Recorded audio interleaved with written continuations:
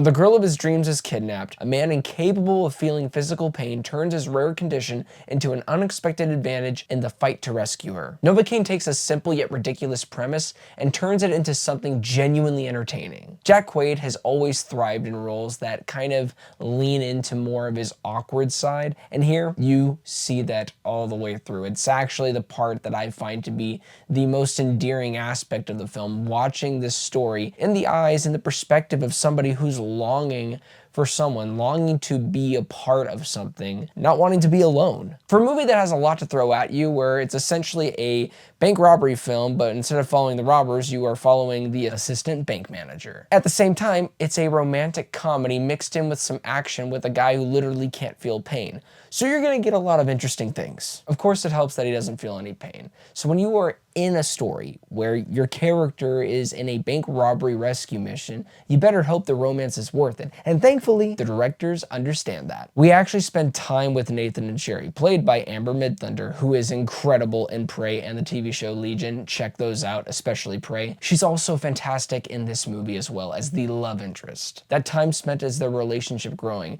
becoming something that we can invest in. Their chemistry makes the film work, and if it didn't have that element, this movie wouldn't have been as good as it is, because you need that narrative drive. You need that pivotal force to make this mission, this rescue mission, feel urgent. And there's a little bit of a twist, won't say it.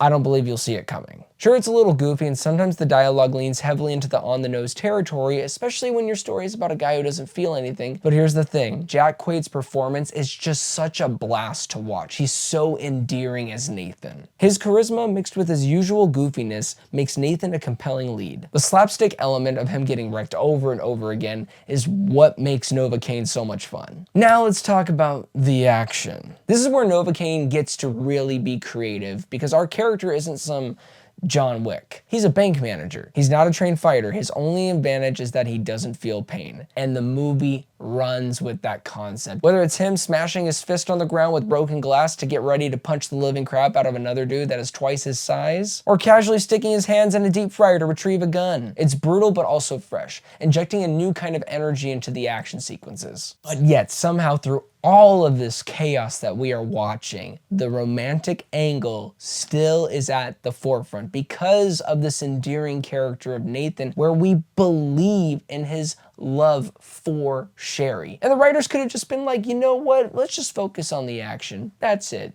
We're fine with that. I still had a great time in that execution, but more importantly, it was the characters that made this journey even more fun. Yes, the performances are great, but if you don't have solid writing, if you don't have believable writing in their chemistry between the characters of Nathan and Sherry, I'm not really going to care deep down what ends up happening with them. Overall, Novocaine is a fun movie. It's simple. It's not going to be groundbreaking. It's not going to change the game for action films for the future, but it provides an experience that I found to be kind of unique. So get your tickets for March 14th when Novocaine drops into theaters, because I highly recommend it.